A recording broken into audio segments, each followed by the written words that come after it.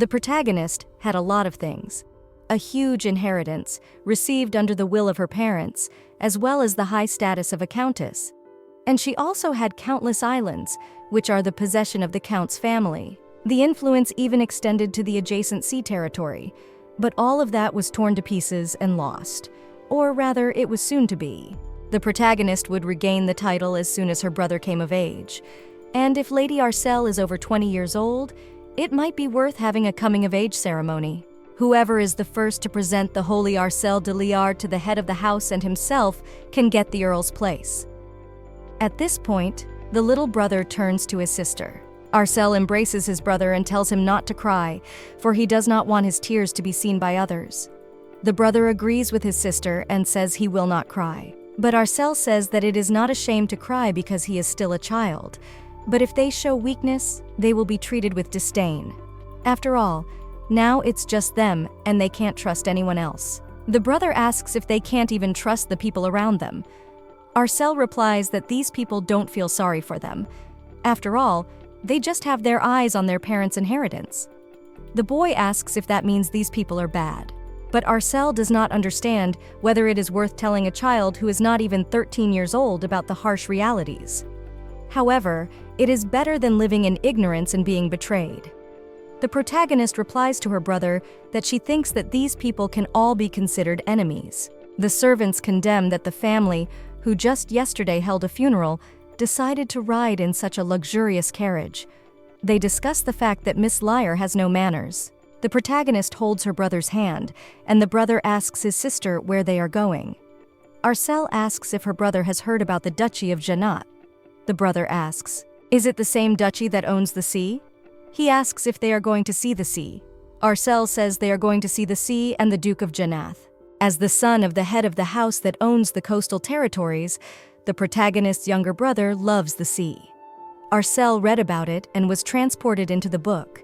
She never thought something like this would happen to her. Mikkel was born with incredible magical powers, but before he could demonstrate his talents, Count Lyre's wife died in an accident, and all the property was literally ripped to shreds and pocketed or relatives, whom the children didn't even know by sight. And then, hearing Mikkel's word that he wanted to see the sea, the sister collected the remaining money to go to the coast.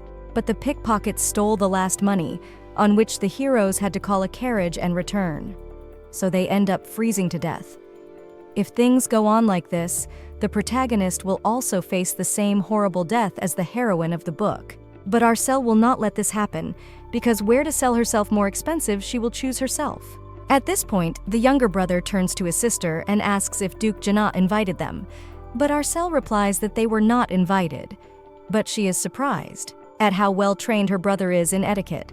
Arcelle tells her brother that everything will be fine and they will not go straight to the Duke's castle. Duke Cale von Geneth is known as the Duke of the Sea. He is a nobleman whose true face is hidden behind a veil. Around this time, he should be forced to marry the Empress. But the young man of 20 will listen to no one. He does not trust people, like a man who doesn't like. When his life is interfered with and his peace is disturbed, he will be glad of the proposal of the protagonist. Suddenly, the younger brother starts shouting that he can already see the sea. Arcelle realizes that her proposal will help with the Duke's secret. It is December 991st year on the imperial calendar, has come a month since the death of Duke Janat's parents. The protagonist believes that now he stands by the sea that holds the memories of his parents. The protagonist, her younger brother, heads to the sea. There she sees the Duke, because Arcelle knew that he is here now. The girl tries to keep calm. Her brother asks if his sister is well. Arcelle tells her brother to be careful because it is quite deep in this place. Suddenly, the Duke notices them and asks who they are, as this beach is his property. The Duke doesn't recall inviting them. Arcelle thinks that's not going to work, so she starts to greet His Highness Duke Geneth. The Duke talks about how he doesn't recall inviting the main character. At this point, they wallpaper their feet in the water. The Duke suggests that it wasn't about the beach at all, and he was the target. The girl says she's Arcelle de Liard from the county of Lane, and this child is her younger brother named Mikkel de Lena. The Duke asks what happened if the Count's daughter decided to meet him secretly. Arcelle replies that she came to make a deal. She asks if the Duke of the Sea needs an island nearby that is in the possession of the Duchy of Len. and she asks if the Duke is interested in marrying out of love. The Duke realizes that if Arcelle de Liar is, she has only recently received her inheritance. At this point, they offer their condolences to each other, because the Duke is the man who inherited a month ago, and Arcelle is the man who inherited a few days ago, around the time the Duke is inheriting. Janat began to suffer because of the marriage proposals from the maternal relatives who were trying to snatch the Duke of the Sea's place. And those who directly tried to seduce the Duke are foolish people that tried to persuade the young Duke and keep the dominance of the sea in their hands. Arcelle says that Geneth is looking for a bride, and His Highness wants to get the bride on favorable terms. And it's not an easy marriage, so it's hard for them to find a potential bride that will understand everything about Geneth and keep his mouth shut. About Geneth and will keep her mouth shut. The Duke replies that Arcelle says it's as if the tribute has a flaw, but Arcelle asks if it could be a flaw. She knows that the coastal waters of House Liar's Islands are desperately needed by them. The ducal house of Geneth has another name. It's called the House of Pirates, a family whose illegal income from piracy is more than 10 times the legitimate income. In fact, their main job is piracy. There are even rumors of a ship that is loaded with jewels. However, there have been several instances when the waters that belonged to the Earl's family and were in the center of the Duke's domain blocked their passage, causing serious losses, which protects the eastern seaboard by day, and the pirate that threatens it by night. For him, the domain of House Liar is certainly coveted, but whoever knows the Duke's secret is sure to lose his head. That's why Arcelle's here to make a deal. She needs to be cautious. Arcelle says that since she has no need for it, she can give him the water area of the County of the Lion. In return, she asks that the Duke marry her. Arcelle talks about how she does not love him, and neither does the Duke love her. All the girl needs is a wall. That will hide her brother from danger. Arcelle says that's only until Mikkel graduates from the academy, and only until then will they keep the marriage intact. But even after the divorce, he may not give her back the water area. The Duke knows what's going on in the county. After all, their financial situation is not so bad that they can't get into the academy. The Duke asks why they came to him then. Arcelle realizes that they were being looked at with eyes full of greed, but the Duke's gaze is different. Arcelle talks about how she needs to protect her precious little brother. She will give Mikkel a chance to be reborn as a full wizard, and then he won't die. Arcelle talks about how the Duke needs the Sea of House Liar, and she and her brother need a shield that can protect them. She asks if this isn't a perfect bargain. After all, it is a perfect marriage without love, for the Duke and for the protagonist. Of course, Arcelle realizes him that her terms aren't good enough to make her the mistress of the ducal household. Arcelle thinks about the fact that it does not matter to her whether the Duke becomes her husband or her guardian, but the content of the contract will not change from this. The girl will not violate the terms of the marriage contract. At that moment, the Duke agrees. The protagonist and her younger brother cannot believe what they have just heard. Arcelle didn't think the Duke would agree so quickly. The Duke talks about how Arcelle came with a very interesting proposal, so he wouldn't think of passing it up. The Duke says that they will have to talk about everything in detail, and then they say goodbye, at which point the Duke goes to his carriage. Arcelle turns to his brother and says that they should be leaving by now too. Mikkel turns to his sister and says that he is afraid of that man. But Arcelle replies that she is afraid of him too, and she came to this man with this conversation, not even knowing if he was friend or foe. But now they just have to hold hands and be patient. Arcelle asks her brother if they can handle it, but at that moment the girl notices her brother's frightened look. She asks what happened, but at that moment Mikkel replies that their carriage has disappeared. He asks if they can't go back then, what will they do? Arcelle now realizes that everything is just like in the book. But at that moment, the girl takes money out of her pocket and says that all is not lost because they can hire another carriage. Unlike the original plot of the novel, the protagonist has enough money for transportation. She's read the novel, so she's ready for anything. But suddenly they hear some hoof stomping. Arcelle sees that they are coming right at them, and the girl is afraid that they will be run over at this moment. She is trying to cover her younger brother with her. At that moment, a maid comes out with the carriage and asks the protagonist if her name is Arcelle de Lena. The maid says her name is Rosetta, and she is the head maid at the ducal house of Janat. The maid says that His Highness ordered her to take care of the two men. The protagonist, her younger brother, gets into a carriage, and after a while they arrive. Arcel sees a house in front of her, and she can't believe that they are not going home, but to Janat's house. The maid escorts them out and tells them to follow her. After all, they should go straight to the guest room if they are not tired after their journey. At this point, and is greeted by Duke Janath, glad they came so soon. Arcel sees that he is dressed up and looks completely different after the meeting on the beach. Arcel thanks the Duke for sending a carriage for them, although in fact the protagonist thought they would be taken to the Land's estate. The Duke replies that they are to be married and asks why they should go to the county manor, because if word gets out that the protagonist is staying at the Janat mansion before the wedding, it would be bad. But the Duke asks what's the problem if there are rumors. He asks if it's not an honor to be his bride. Plus, he asks if such salacious rumors will change her mind. The Duke asks if the bride-to-be has learned a secret, but is surprised at such a minor remark. The protagonist reads it matter-of-factly, but the reality is different. The Duke asks how the protagonist will react if he says that he commands to chop off all heads who spread such rumors about their blood, washing the deck of the ship. Arcel thinks about how creepy that is. At that moment, the Duke extends his hand and asks if Arcel is not marrying to gain the power of the Janath family, and then use that power to crush those who behaved with their group. He asks what difference does it make if rumors get out. After all, such a thing can't hurt the fiancé of Duke Janath. Before the main character moved into the book, she had an older sister. They lost their parents early, and so instead of studying at the university for the sake of the protagonist, older sister settled down. Her sister threw herself to the grenade too early, grew up, and eventually left her early. Arcel wondered if her older sister had felt the same way at her parents' funeral. Then Arcel told her brother that she would protect him. Her brother replied that he would protect her too, from all sorts of enemies. After all, everyone is an enemy to him except his own sister. It's been a week since they stayed at the Janat family's country house. They had a visitor. Arcel saw a luxurious carriage in the window. She could not understand who it belonged to. The local aristocrats have no contact with the Janat family.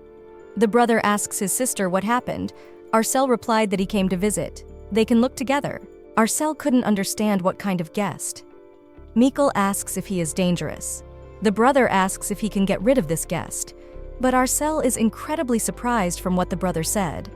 After all, he is too young to say such a thing. Arcel replies to his brother that there are many unattainable things and people encountering which can turn out to be a failure. Being too smart is also a problem. But Arcel talks about how her brother is very nice. At the window, the protagonist notices a visitor already there. He doesn't look like a nobleman, but the protagonist couldn't figure out who he was. At that moment, a maid enters the room and addresses Mrs. Arcel Delena. The maid says that His Highness the Duke is looking for the lady. He has ordered Mistress Michel de Liard to come with her. Arcel thinks that the Duke has nothing to say to her little brother, unless it's about the academy. After a while, they come to the Duke, and the Duke says that if his fiancé's charming brother is going to enter the academy, it should be at least as good as the Academy of Thamilla. Arcel couldn't believe that this is the academy where only the most noble of nobles enter. The protagonist wants to see this academy. Thamilla helps even those who don't have talents to develop them. In addition, this academy is known for its training program for mages. It is said that mages graduating from this academy can easily make a name for themselves in the Empire. When the protagonist thinks of her younger brother, she gets too greedy. But Arcel replies to the Duke that it's okay if it's somewhere else. The Duke asks if they don't like this academy.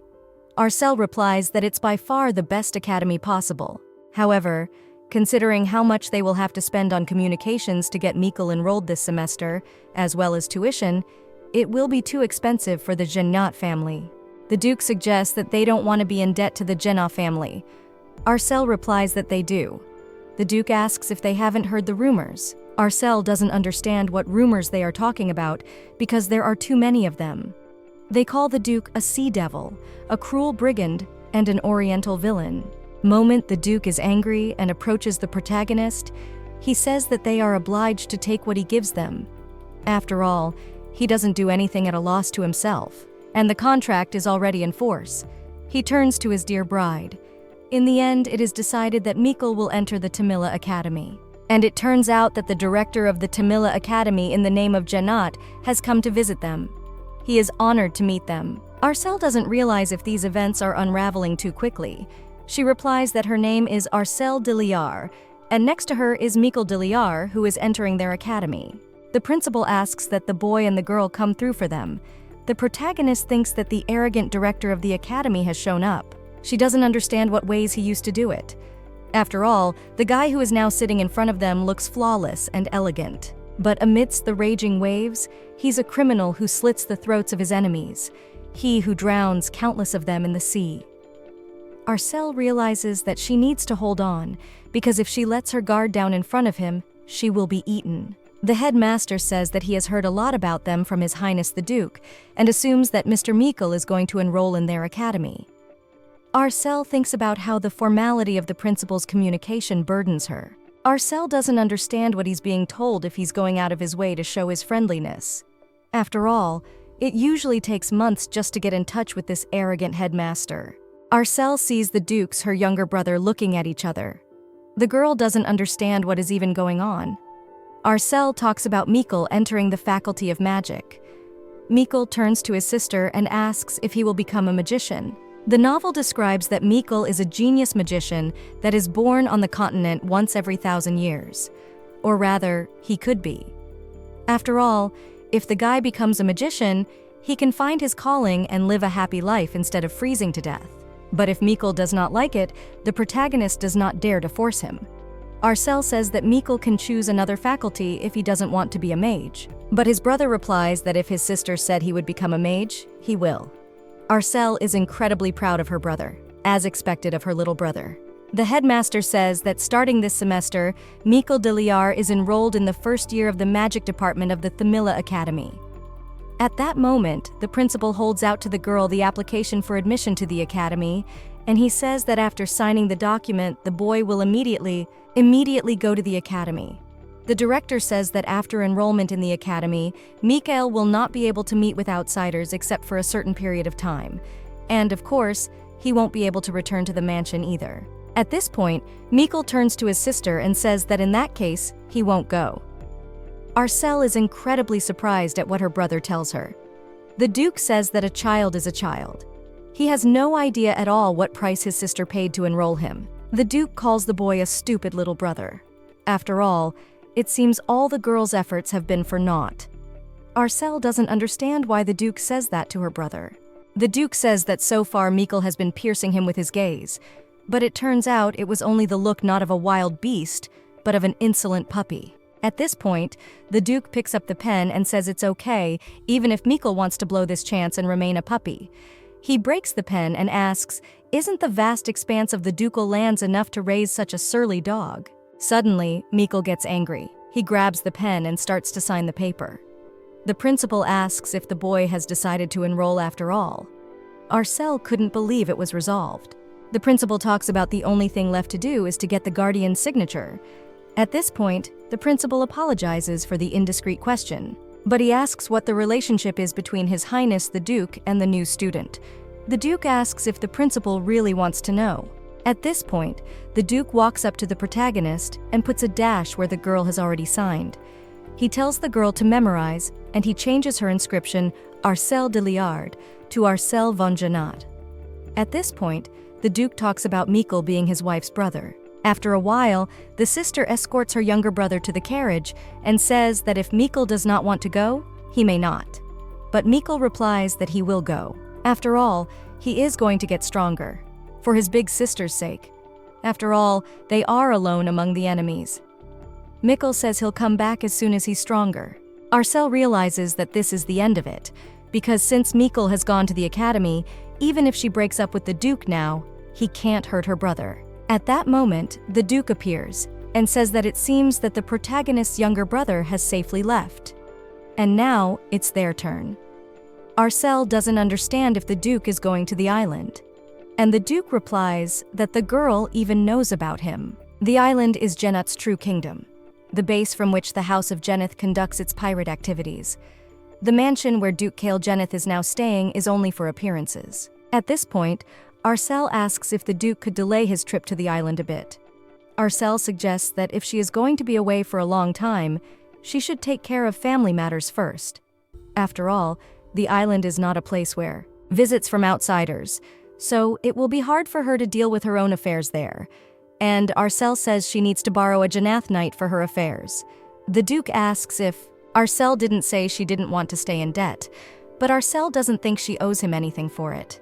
After all, she asks, isn't this going to be an opportunity for House Janath to see how things are going in the Len family? Currently, all of House Lyre's servants are spies sent by other families. However, one loyal knight will soon join the knight's troop, and until he shows up, Arcel will take advantage of Janath's power. Although in the novel the House of Lyre fell before that knight appeared, but this time it will not come to that. Arcel turns to the Duke and says that they should talk about the details at home. At that moment, Duke Janath's knight named Ella walks in on His Highness. He asks if the Duke is serious about marrying Lady Lyre. The Duke replies that they have already agreed. So the knight must go and help the House of the Liege. The knight kneels before the Duke's, asks that the Duke change his mind. Kale says that if the knight is worried about leaking information about maritime affairs, then the knight should stop. The knight asks if it's inevitable if Kale marries. One day they will be strangers to each other and their secrets will come out. But the Duke turns to the knight and says that if Elaha opens his mouth again, he will bury him in the sea. He tells the knight to stop talking like that. And Kale asks if Elaha thinks he's going to lose a battle that's being fought in his territory. He asks why the knight would suddenly start contradicting him. After all, the man who knows his secret has made himself known. After all, Arcel said that she knows that the coastal waters of the islands of the House of Lyre are essential to him, and she's come to make a deal. The Duke realizes that Arcel is indeed aware of all the pirate machinations. If that's the case, she knows everything. She must also know it's best not to get caught. After a while, Arcel enters the office. She turns to the Knight of Elec and asks if he has ever dealt with the affairs of the domain. But the knight replies that he is a simple knight, not a butler. Arcel sees that this guy is the kind of guy who can't lie. She says she knows that there are people who have permission to handle the internal affairs of the Duchy of Janath. And judging by the way His Highness trusts this knight, Elaha must be one of them. Elaha replies that he's been involved in this for some time. Arcel asks if the knight will help her a little. Elaha doesn't understand how the girl knows so much. Arcel says that since she won't be here for a while, will be gone for a while, she wants to settle the affairs of House Lyre so that the restlessness among the servants will die down. So she asks that the knight see if her decisions are wrong. Before her rebirth, the protagonist was a simple schoolgirl. Luckily, she remembers what she was taught by Count Lyre and his wife. But no matter how hard Arcel tries, mistakes are inevitable. And these people are just waiting for that to happen. She says special attention should be paid to the public safety of this area. Most likely the Knights of House Lyre have been bribed by a third party, but it's worth it to act friendly with them. Knight asks if the protagonist means that other families have bribed the knights of her house and are using them for their own purposes. Arcel says that everything is like that because the Knights of the House of Len are no longer Knights of the House of Len, which is why we're going to have to work even harder to control the security of the territory. All the noble families in the area, especially one with bloodlines, have their eyes on the House of Flax. It's like a tidbit of coveted pie to them. But before a piece of cake is on the plate, it must be cut off and only then eaten. You can't give up such a sweet treat and let it rot. Arcel says that's why the bribed knights and servants are now dutifully attending to the affairs of the domain, doing the bidding of the real master. Arcel asks if she can't eat the pie they made herself. The knight asks if this means that the lady really doesn't mind him learning about the inner workings of House Janath. Arcel says that she and His Highness Duke are temporary allies, but Elok is a knight he trusts. And so, too, Arcel confides in the hope of cooperation. The knight agrees, and the protagonist thanks him. The knight thinks about the fact that the Duke and the protagonist are both pressuring him, and he can't even object. After a while, the protagonist Duke is sitting in a carriage. Arcel says that she needs to borrow the knight Janat for her business. The knight replies that if he refused because he didn't like the terms they offered. He asks what Arcel would do. Arcel replies that there is nothing that can be done in such a situation, and she would have offered the deal to someone else. But the protagonist didn't like that option. The Duke says that people from the mainland rarely come to the island. Arcel knows this because this place is Geneth's secret territory. The knight replies that it is true that the protagonist is very knowledgeable about Geneth. Then perhaps she also knows that the sea in front of the island is very rough. Arcel replies that she did not know that. He tells her that all outsiders who come to the island become its inhabitants. In words, they can never enter the land again. At that moment, the Duke extends his hand to the protagonist, and the girl steps into the boat. They begin to sail across the sea, and Arcel is incredibly surprised. The wind tickles her face affectionately. Before the rebirth, the girl didn't have the opportunity to ride on a boat, but now she sees how gorgeous the sea is. Suddenly, the boat staggers, and the protagonist almost falls. But at that moment, she was helped by the Duke. He asks if it is Arcel's first time at sea, but the girl replies that it is just the first time she swims so far. But she realizes that's not what's important now. She doesn't understand why she is so embarrassed by the Duke's undone shirt buttons. The Duke asks if the girl is not well, but Arcel replies that everything is fine, she just doesn't know where to take her eyes. Or rather, she means that there is so much to see in this place that she doesn't know what to look at first because the views are so mesmerizing. The Duke says that it seems that the protagonist has seldom been on a ship. The sailors here rarely see people from the continent either, and the sea is very calm today. Arcel talks about how the people from the island don't allow outsiders here. The Duke laughs and talks about how the protagonist is really knowledgeable about the island. He asks the girl if she will answer if the Duke asks how Arcel knows so much about Janat. But the protagonist is embarrassed and says she won't tell.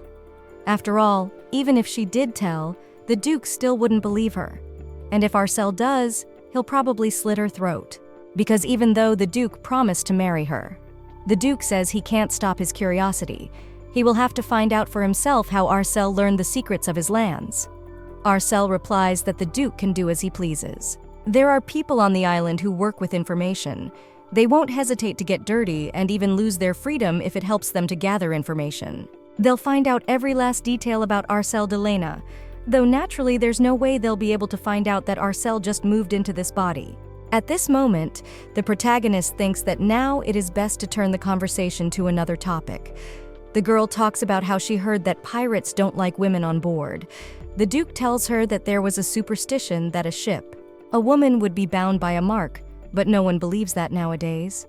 The Duke says that his mother cut off about 20 heads from the bodies of superstitious and threw their decapitated bodies into the sea. The protagonist is surprised at what she hears, but Kale tells her not to worry, because if anyone dares to say such things, he will be thrown into the sea. Arcel is surprised that the Duke says such horrifying things with such a shining face. But she doesn't understand, because the Duke's parents were unable to manage the family business because of their character. She doesn't understand how this could happen. At that moment, the waves rock the boat again, and the protagonist fell into the hands of the Duke, tells the girl that it is much safer than holding on to the railing. He is glad that Arcel is not trying to escape from his arms. Suddenly they notice lightning in the sky and the water rises up. It turns out that a huge monster appears in front of them. Arcel can't believe what she sees, but at that moment one of the pirates kills this terrible monster. The Duke tries to calm the girl down and tells her that it's all over. The Duke asks if Arcel is surprised that the hands, such a lowly man, touched her. Arcel asks if the Duke of the country can say that about himself. Kale says he feels more like a butcher. After all, he can't feel anything looking at all that carnage. At this point, the pirates are cleaning the boat of the monster's blood. Arcel thinks about the fact that just now she almost died. From now on, she won't trust her life to people she doesn't know well. The Duke talks about how the people from the mainland think pirates are rude and low people. He asks if Arcel would dare to be with such people. But Arcel doesn't understand why she wouldn't. At that moment, the Duke calls one of the pirates. He wants to introduce someone to the protagonist. This guy's name is Kiris, and he's the chief mate. The girl replies that her name is Arcel de Lena, and in the near future, she is Arcel von Janat. The chief mate himself was surprised to hear the same from the captain. At this point, one guy is incredibly surprised. He asks if the Duke is planning to bury the girl at sea afterwards. But Arcel replies that even if it happens at sea, The rumors that the next head of the House of Lyre has disappeared here will spread all over the continent. She asks if the guy really thought that His Highness the Dukes are the kind of people who would bury their bride at sea. The boy apologizes. He says he was wrong and deserves to die. Kale says his fiancée said it all for him, and if the assistant captain wants to taste the seawater, so be it. The guy that he made a mistake and acted rudely. He is the second assistant captain and deputy commander of the Jannate Night Squadron. The guy says his name is Li Ji-an. The Duke tells him that the mainland is not aware of the existence of Jannate Island, and only the most loyal and rumored ones know about it, and also the members of the Jannate family. The Duke talks about how Arcel is now also a Jannate, which means she has become a man of the sea. Arcel realizes this is not a bad thing. She sees that the current of the island is more turbulent than she thought. At this point, the protagonist is approached by the Duke saying that this current leads to the Anna of the island's homeland. Arcel realizes that she almost became fodder for monsters, and she should be more careful. At that moment, a guy jumps onto their ship. Arcel doesn't realize what would have happened if he had fallen into the water. The Duke asks if Arcel was surprised by this stunt, for then she will be even more shocked later on. Arcel asks if it's about monsters again. Li Jian asks the captain if he will drop anchor. At that moment, the maid runs to Mrs. Shiat and tells her that His Highness's ship has already docked at the shore. Shiat is the head maid of the residence and Jannate. Shiat asks why the maid is making such a fuss, but the girl replies that it looks like a guest has arrived. Shiat asks if it is a sea guest, but the maid replies that a girl has arrived, and she is not a sea guest, and she is the Duke's bride-to-be. The maid is puzzled. She says that this is the bride of His Highness, the mistress of the castle. Shiat says that the head will never take a girl from the mainland as a bride. With the next voyage, Shiat orders that Lila be tied to the bow of the ship, but the girl doesn't realize what she's done wrong again. After all, she is talking seriously. At this moment, the maids greet with the return of His Majesty. At this moment, Shiat also greets the master.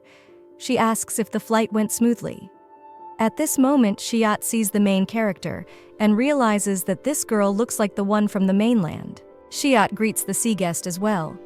She talks about how they will make sure that the island does not disappoint her. But the Duke says not to treat the girl like a sea guest because she will soon be the mistress of this castle. The maids will do as the Duke commands. The maid asks what about the sea guest who is already here.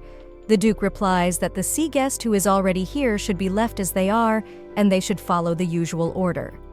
This is an order. The Duke asks the protagonist if she wants something to eat first.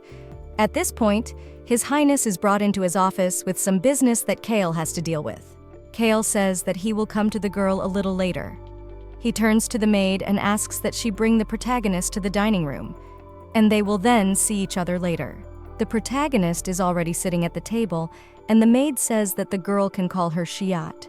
The protagonist replies that for now the maid can call her by the name of Arcel. The maid asks that Mrs. Arcel wait a little while because she will bring the dish soon. At that moment, the maids watch the protagonist and asks if she doesn't mind the fish. Arcel, of course, does not mind, but Shiat asks what kind of fish.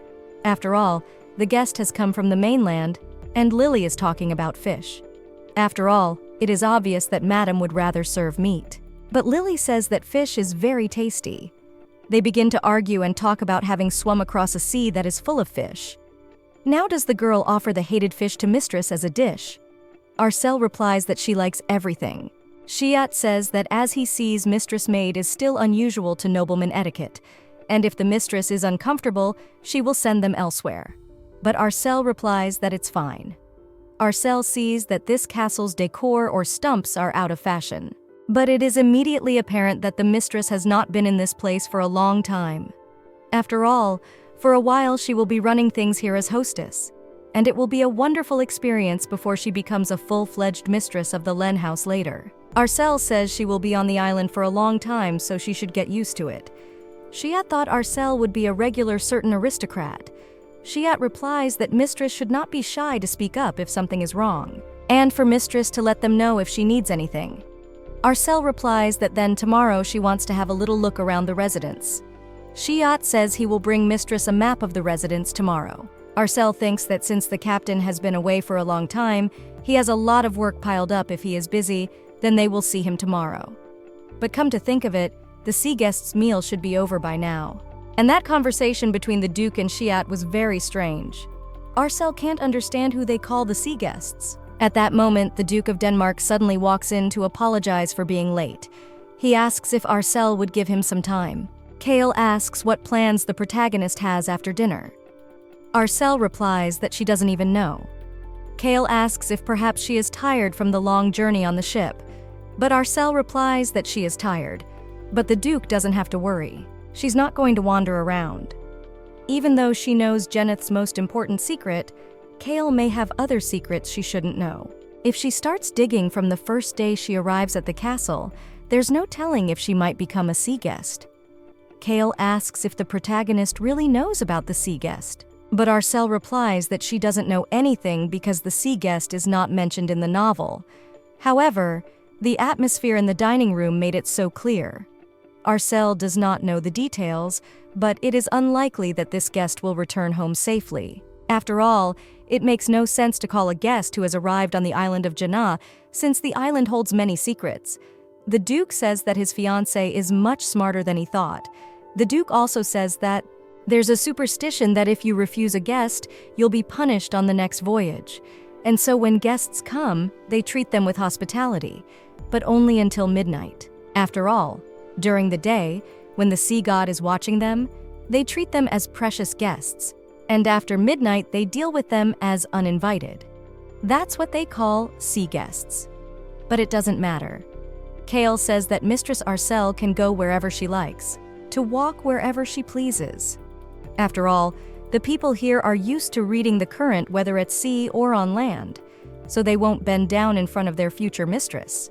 And if anyone dares, he says, to order Mistress Arcel to throw him into the Anne. For the current that leads to the Anna is overflowing with monsters, dark and rough currents that would wash away the protagonist if a moment's carelessness.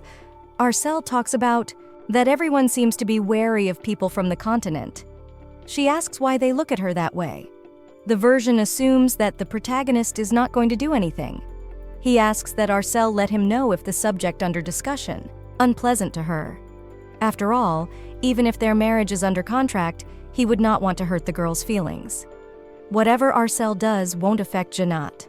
The Duke says he doesn't care if Arcel decides to buy a huge castle on the mainland or build a new Len mansion. He says Arcel can use a private room as a dressing room, and he doesn't mind such small ones. He says for Arcel to feel free to go wherever she wants and take whatever her heart desires. After all, Janat doesn't scrimp on anything for her. The next morning, the maid opens the windows at Mrs. Caddy's and says that it is a beautiful morning on the island. After last night's conversation with the Duke, the protagonist could not sleep. The maid says it is early morning, so she has prepared a light snack. Arcel asks what's up with last night's sea guest. The maid replies that it has been handed over to the sea. Arcel thinks about what she can occupy herself with while she is in this place. For starters, that she shouldn't make any luxury purchases. After all, if she can't pay it off, she will become a sea guest and be thrown into the sea. By marrying Arcel has prevented the possibility of Lyre's domain being taken away from her, and she dare not go into even greater debt. Aside from the water area, the Lena has another big plus. Geographical location with the bread district on one side of the domain and the sea on the other, and this can be capitalized on. If they want to make it safe for people to pass freely through their territories, they'll have to start by taking on a troop of knights. The Knights of Jeneth have much to learn in that regard. Arcel speaks to the maid, saying that she wants to see the Knight Squad today. The maid agrees and says that she will then warn the boys on the formation. At that moment, Mrs. Shiat starts calling for Lily. Lily bursts in, and Shiat says that at this point, Mistress, she asks what kind of behavior. But Lily apologizes as it is an emergency. Shiat asks what happened, but the girl tells him that the ship masquerading as a merchant ship ran into a group of monsters and there is nothing on it for fighting. So the only thing left to do is fight hand to hand. The maid says that Mrs. Shiat must go to help. Shiat replies that she's long gone from the deck. Now Shiat realizes what kind of people work in the castle. Those who, in an emergency, are willing to go to the ship as a pirate. Talks about the knights controlling the borders of the Anna, so there is no one to lead them but the mistress. Shiat asks why this is suddenly in southern waters, where the currents are particularly difficult. At this point, Arcel asks if the monsters are intelligent, but Lily replies that this is impossible. On the island, there are even cursing stupid Lotta, but if they are stalking prey, they can chase it from the eastern waters even to the other end of the continent, and they are well oriented in the current. Arcel talks about what they have to do according to the plan. Lily asks what they are supposed to do. At this point, the protagonist picks up the maps and starts drawing. Shiat talks about how Miss Arcel draws the maps beautifully. Arcel asks what is the location of the ship, which is disguised as a merchant ship. She shows it on the map and says that the currents are going in their own direction, which means that the monsters must be lured elsewhere in the water area of the Len. There are strong westerly winds blowing, so the currents change course. And when faced with the wind, monsters slow down, and they'll use that momentum to overpower them. Lily says it's possible, but she asks if it's really going to be okay. Arcel replies that she can't help but know such things about her own domain, but if they doubt the success of her plan, she will go to that place personally. But Lily says she doesn't need to do that because she's a guest from the mainland and she can't even believe it. She says that if Mrs. Arcel allows it, she can take the map with her. Arcel tells Mrs. Shiat not to worry because she can look at the plats anytime, but right now, it is only about us that can help the ship. Mrs. Shiat bows to the protagonist, saying that she will call other maids to take care of the protagonist. She apologizes for leaving her behind, but Arcel says to Mrs. Shiat to only hurry up. Shiat sees that though this girl is from the mainland, but she knows about the sea. She even knows Jeneth's secret, and she's of noble birth. Is Mistress Shiat already leaving, or is she telling the lady to hurry up? Arcel wonders if everything will be all right. After all, if she's wrong, there will be big problems. But she is sure that everything will be fine. Before she made the deal with the Duke, she had a good look at the waters of the Len. At this moment, the protagonist looks out the window, and she sees Kael von Jeneth standing there with Sir Elaha. And it looks like she has finished her work in Lyre and has returned. Arcel doesn't realize if the Duke has heard of Shiath's departure. After all, he must think Arcel is interfering too much. At that moment, the protagonist sees the Duke turn around and leave. Arcel doesn't realize where Kael is going. At this moment, the protagonist hears someone greeting the precious guest. At this moment, in front of the girl appears maids say that Mrs. Shiat ordered to take care of her. Arcel is surprised that the maids came very quickly. Suddenly, the protagonist notices blood on the clothes of one of the maids. She doesn't realize if they are really bloodstains. The maid says that they have been ordered to make sure that the mistress is not bored.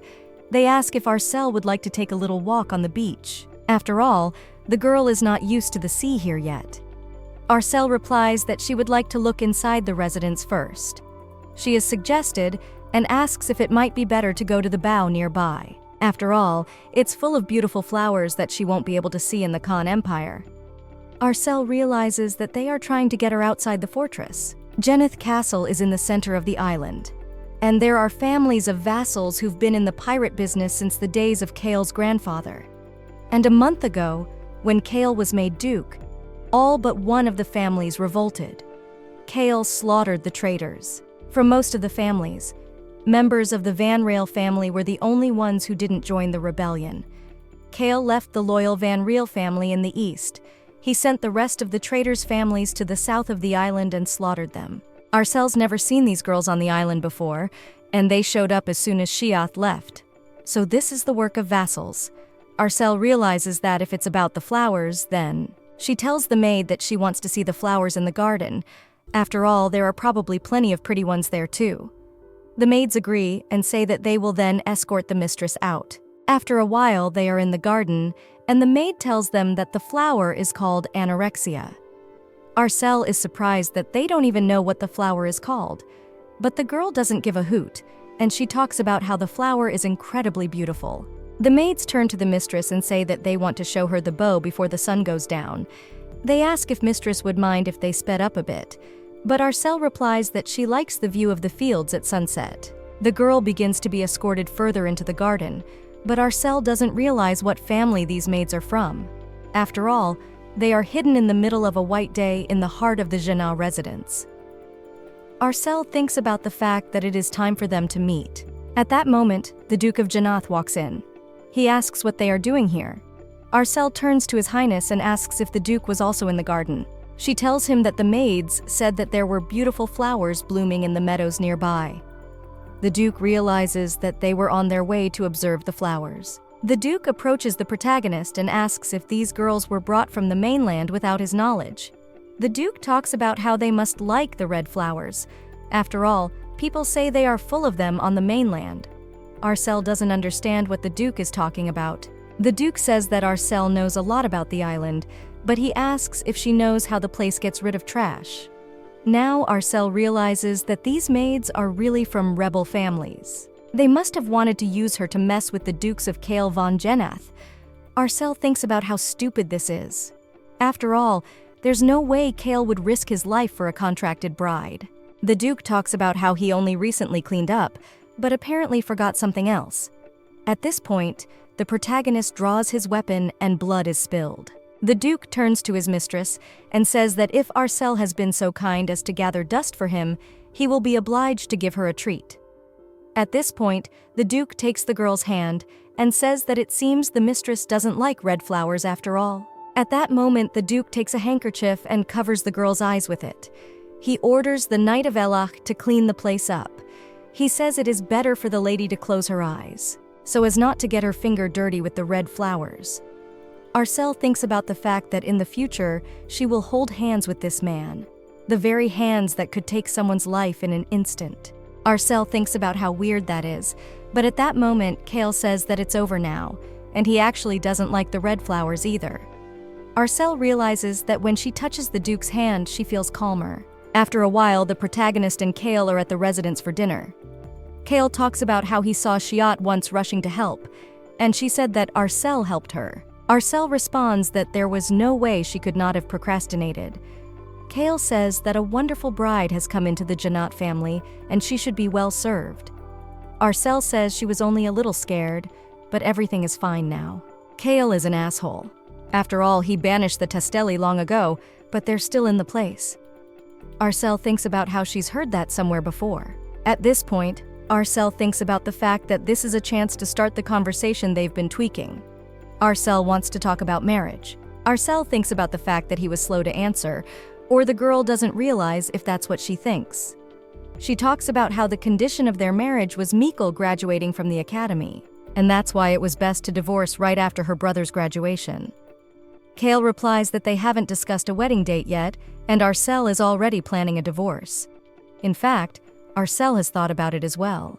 Kale has heard that families in the Eastern Sea are eager to get their hands on the Len territory, and in that case, their marriage should become known throughout the continent, includes its eastern part, so that those targeting Lyre would be frightened and disappear. But Arcel doesn't realize if it wouldn't be too disadvantageous for Jeneth to marry first and then divorce, though with the Duke's face, remarriage won't be a problem. But no matter how many times the protagonist looks at this guy, she is always surprised by his beauty. At this point, the Duke says they need to get ready, to make sure it goes off with a bang, and in 6 months at the most, they'll have no problem meeting that deadline. But Arcel doesn't think it will happen in 6 months. Kale asks if the girl is missing something in Jennat, but Arcel speaks as Len's successor. She will become a full-fledged head when she turns 20, and only then will she have full authority over the promised water area. But Kale replies that the girl doesn't have to worry about it, because the people who have targeted House Lyre's maritime possessions will gradually disappear. Besides, as far as he knows, the youngest brother of the late Earl of Lyre is still alive. Arcel realizes that he is, because she has never seen his funeral, and he is the first to claim the title of head of the house, because if she hadn't been alone, the title would have been his, and not little Mikkel's. Kale says it's better to announce the wedding early to show that wolves can be headless themselves. And for the duration of the marriage, his name belongs to the main character. Arcel realizes that it's definitely the best choice right now, but the devil has never done anything to his own detriment, and she must stand on her own without leaning on anyone. The girl must become a wall that Mikkel can lean on as well. Arcel doesn't want to hear that House Jeneth has given the protection of House Len. She will take her own revenge on behalf of the Len. So she proposes marriage when she is 20, and she can't refuse the marriage anyway because Mikkel has already entered the academy, and she will stay on the island before and after the wedding. The guests reply that the girl can do as an elderly person. At this point, His Highness is approached and says that they brought him what he asked for. At this point, Kale says that they may enter the room. At this point, the protagonist is already holding flowers in her hands. She sees that this was her request to Sir Sasha before sending him into possession of the flax. For then, Arcel asked the knight if there was something she could ask him. She said that after it was over, she asked that the knight pick blue Sylvek flowers from the garden of Lyre Manor and bring them to her. In fact, the Sylvek flowers are known for their silvery color, but at Lyre Manor they had been dyed blue by Mikkel's powerful magic. The flowers would be proof that Sir Elaha was really at the Lyre Manor. But at this point, the protagonist asks why these flowers are from His Highness. But actually the Duke remembered how he saw the knight and asked why the knight had prepared a bouquet for the Lady of the Len. The Duke took those flowers and said that he would deliver them himself. Duke replied that Elaha is busy with knight's business, so he asked that the Duke hand them over. The Duke asks if the girl likes blue flowers, but he says it's not necessary for a girl to ask to bring them from the mainland. Janat's garden is full of beautiful flowers. After all, the lady has already seen for herself that there are not only beautiful flowers there. The girl replies that she just likes the Sylveki flowers from the Len estate. At that moment, Shiath holds out a letter and says that there is another parcel for my lady. Arcel doesn't realize if it's really a letter from her little brother. She realizes that her brother must be busy adapting, but she still sees a letter from him. The protagonist picks up the letter and apologizes to His Highness. But she returns to the room first to read the letter. That's the look on the Duke's face. The girl thanked him. She got up from the table and left. He tells the maid to leave as well. Kale says that when Mikkel de Liar graduates from the Tamila Academy, they will divorce. The Tamila Academy has very strict graduation criteria, so there's plenty of time before the divorce. But as far as Mikael is concerned, the Duke thinks that maybe the boy shouldn't have been sent to the academy.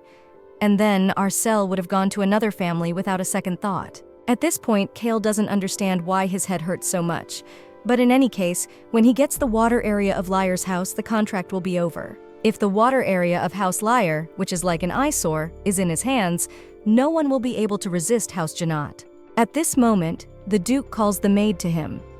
He realizes that House Jeneth's mission is to catch monsters all over the Eastern Sea. He asks if there is news of a ship from the Southern Sea. Kale thinks about how hard things are. At this moment, the protagonist is in her room reading a letter from her younger brother, asking how his sister is doing. Mikkel sends her a letter for the first time.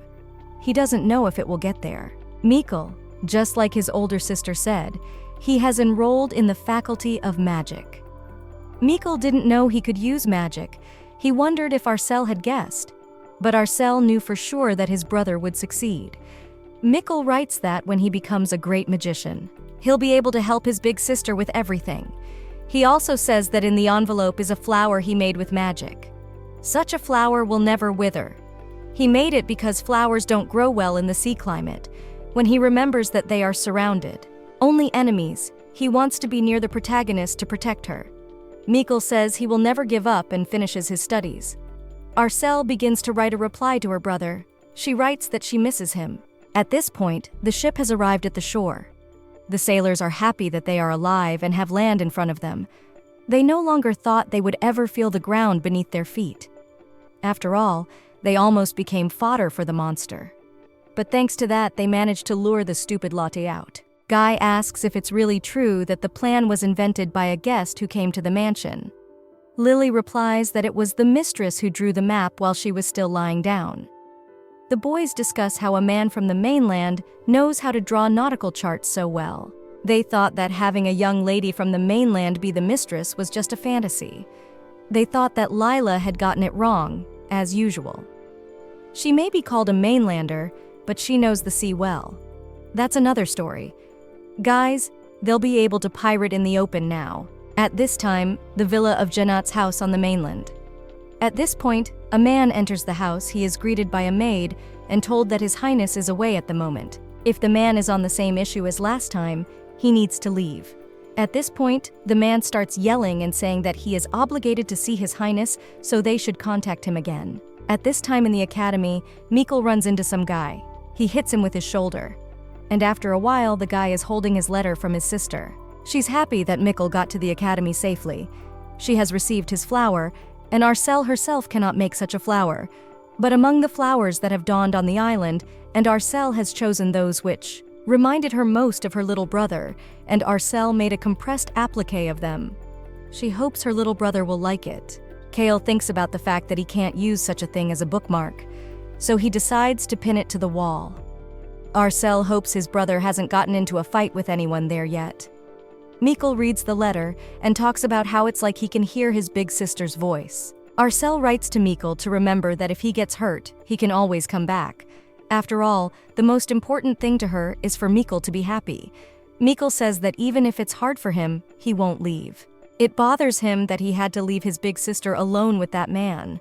After all, Kale said then that Mikkel doesn't even realize the price his sister paid for his admission. Mikkel realizes that he has to graduate. The sister talks about writing more to her brother later. She misses her dear brother Mikkel. Mikkel realizes that if he thinks about it, he won't be able to get a letter from his sister more than once a month.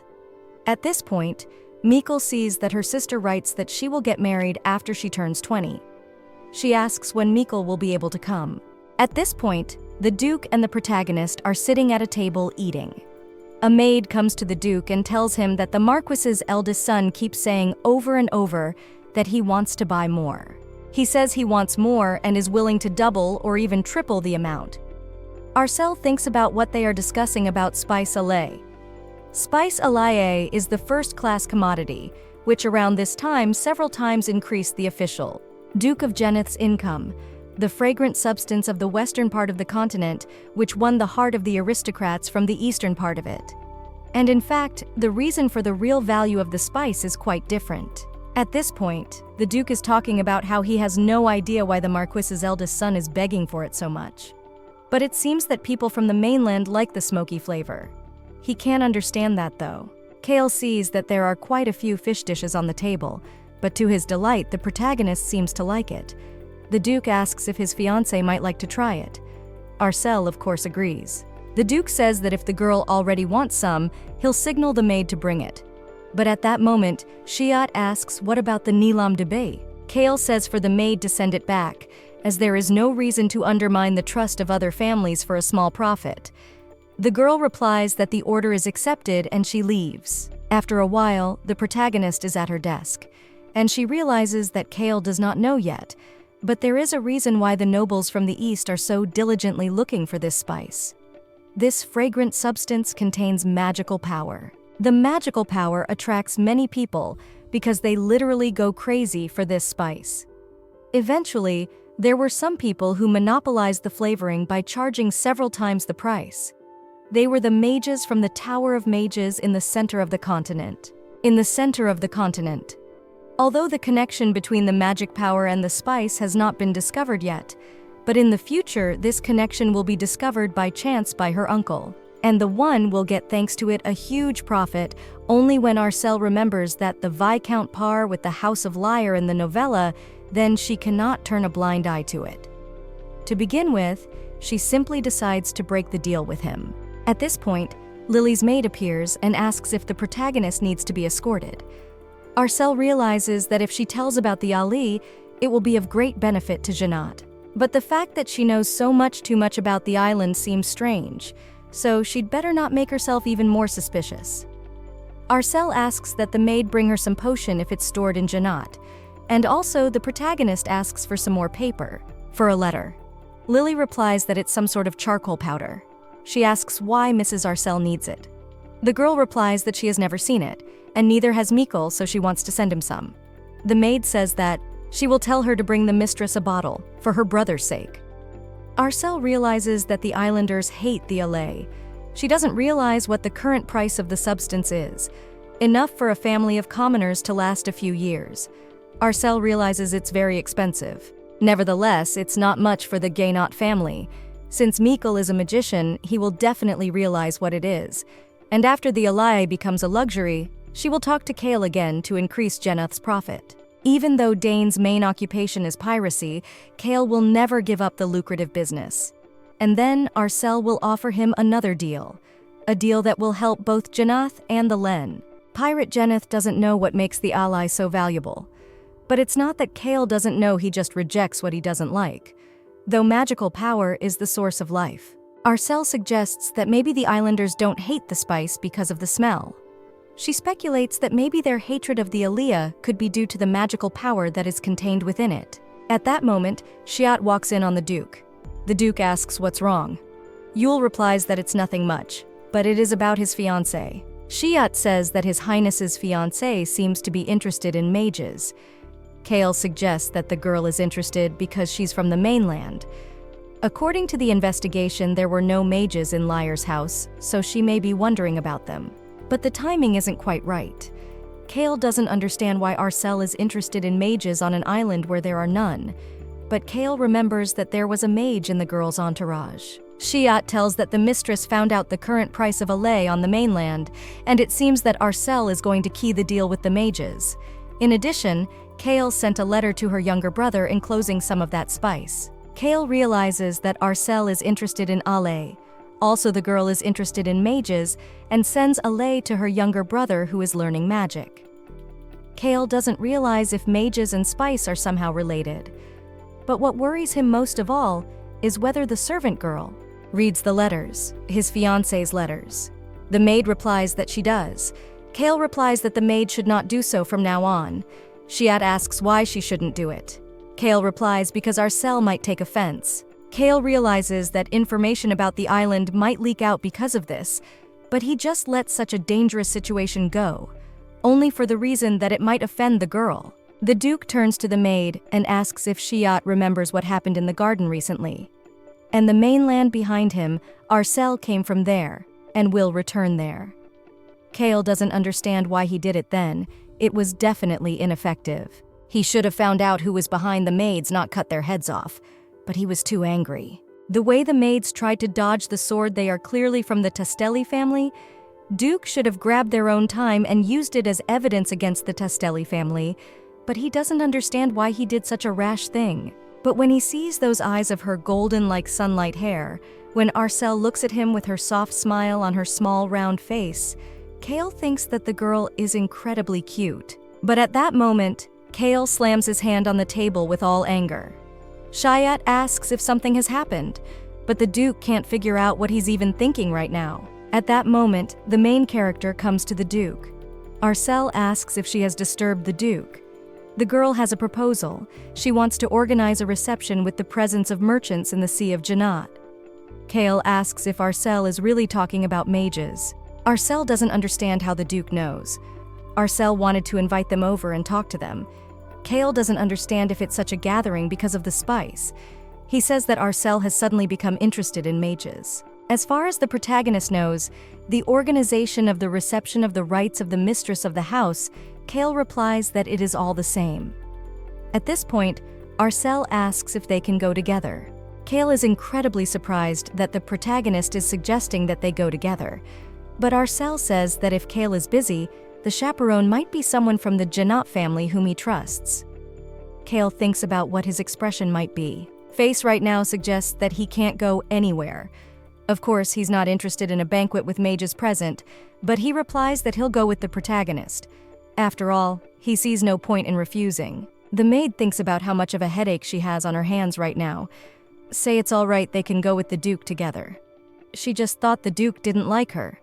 The Duke says he doesn't. But he can't leave his bride alone on a ship crawling with these dubious characters. Besides, this is the first banquet at which the protagonist will be introduced as the future mistress of the House of Jannat.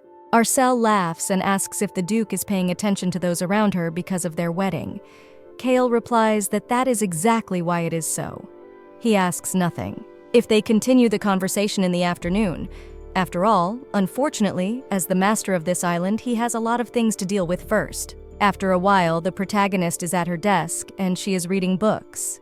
The girl thinks about the fact that the reception will begin in a few days, and she needs to get in touch with the magicians.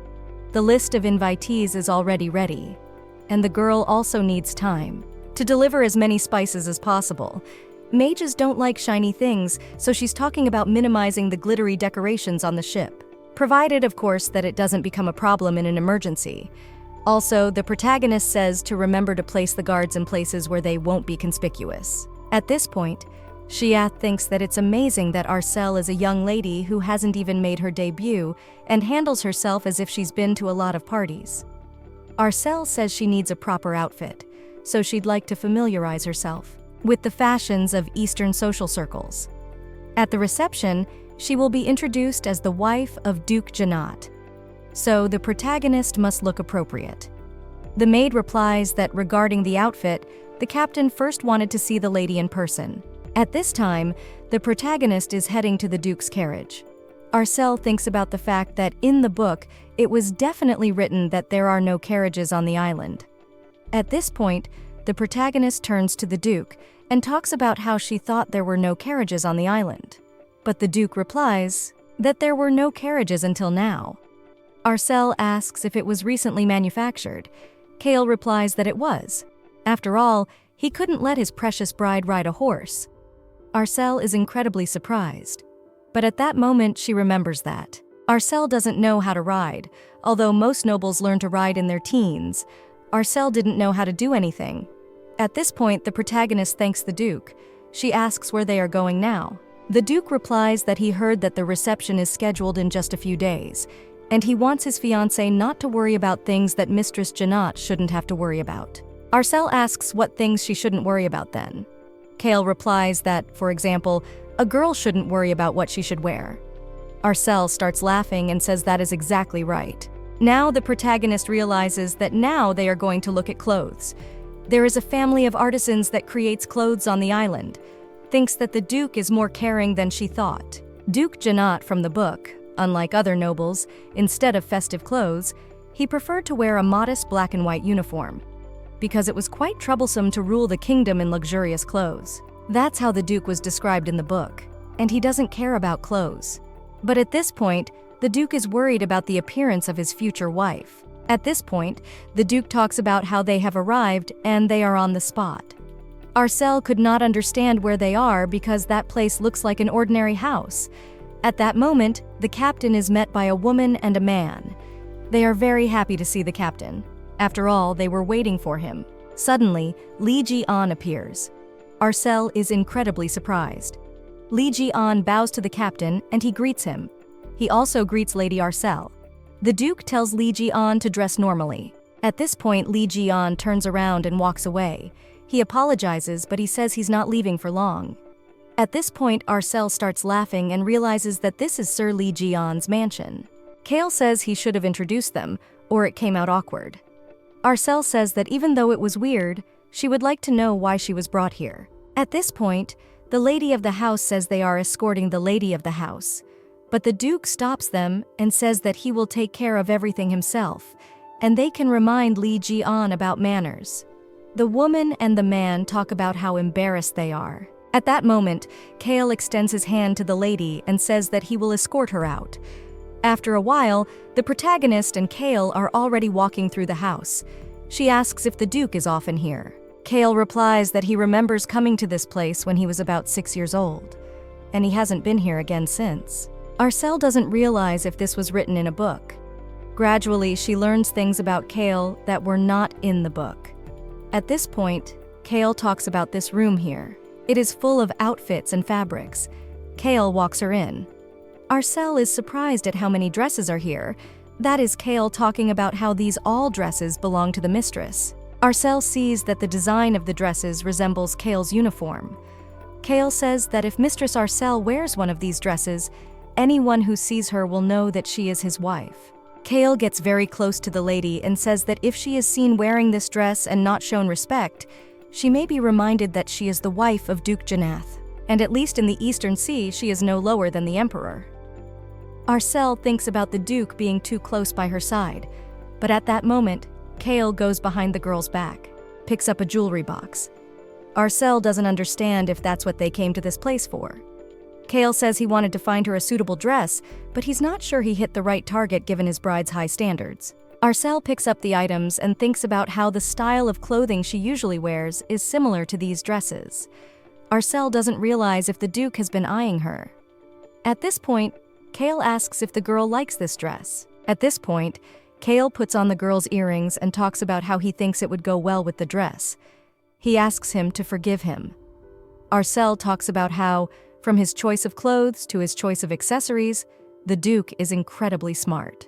The protagonist, it seems that the Duke is good at it. Kale replies that when he is at sea for a long time, he learns a lot. And lastly, he asks if Mrs. Arcel would close her eyes for a while. Arcel does not realize what is happening, but at that moment, Duke Kale approaches the girl's face. At this moment, the girl feels a chill, and Arcel doesn't realize what is happening. The Duke asks if the girl was really that surprised. Arcel is of course surprised, but she replies that she was surprised just a little, that he had learned something from his mother. Mother used to say that she needed to get some air because the island winds were choking her. Arcel doesn't understand how the winds can be stifling. Kale replies that it does, and that Mother was unbearably drafty in this place and disappointed with the island. At this point, Kale gives the girl a makeover and tells her that Mother said that the stories about the honesty of the islanders are just lies. And from what she says, the locals are far more cynical than the people on the mainland. At the time, Kale was still too young to understand, but the locals can't say anything to your face even if you discuss them. So they took his mother to the Anna. The now deceased Duchess Janot died with her husband in an accident. However, Kale believes that the islanders sent his mother to Anna on purpose to kill her. Arcel asks if Kale was too close to his mother. Kale asks which mother Arcel is talking about. Oh, his own mother or his stepmother? Arcel doesn't understand if Duke Geneth was married twice. Kale says that the protagonist was aware of the island's secret, but she hadn't heard anything about his private life. Kale didn't even think that Arcel, being a bride, is not really interested in her fiancé's past. Well, Arcel gets angry and starts thinking about how that's not true at all. It's just not in the book she read. But she tells the Duke that it's not like that at all. Arcel remembers that Kale said he banished the Tastelli long ago, but they are still here. Arcel recalls that the previous Duchess Janeth is a former Inette von Tastelli. She was from the family of the current rebels. Due to her failing health, she and Kale hardly ever saw each other. And Kale had been at sea since he was young, so they never had a chance to get close. Arcel asks if it's possible that the Duchess is a Tastelli. Bones replies that the woman is his stepmother, and it was because of her that his mother was exiled to Anna. Arcel doesn't understand if Kale knew the real reason for his mother's death when he was a child. After all, his mother was just stuffy and shallow. Being the strongest knight, she could not refuse anyone and always took the initiative. There was no one who wanted to go with her to Anna's, and eventually the news of her death reached them. Kale says that if Mother had a little more power, no one would dare harm her. At least he feels that way sometimes. His mother had no one to support her, unfortunately. But Mrs. Arcel is not concerned. He tells Arcel to feel free to use the name Janot, and not to go to dangerous places for the sake of others. The Duke asks Mistress Arcel not to let herself be killed. After a while, the Duke says that's the end of it, and he finished the girl's makeup. He talks about how it seems that the preparations for the reception are over. But the protagonist thinks that it is strange because she thought she knew everything about Kale von Janeth. At that moment, the girl thinks about the fact that she still feels his tenderness. The protagonist remembers how in her past life, her older sister cried and talked about how she thought he liked her too. She apologized to her younger sister that she was divorced, but she will cry only today and no more. Arcel realizes that her duty now is to protect her little brother. At this point, the protagonist turns to His Highness. Arcel realizes that for Michaela's sake, she must not waver. After all, she is not allowed to fall in love with Duke Janot. Also, the heroine is sure that Kale does not have any feelings for her. After a while, the protagonist and the Duke sat at the table. The Duke was wondering, did Arcel eat so well because of the fact that during the preparation for the banquet, she had to spend a lot of energy? Suddenly, Mrs. Arcel is approached and told that a letter from her younger brother has arrived.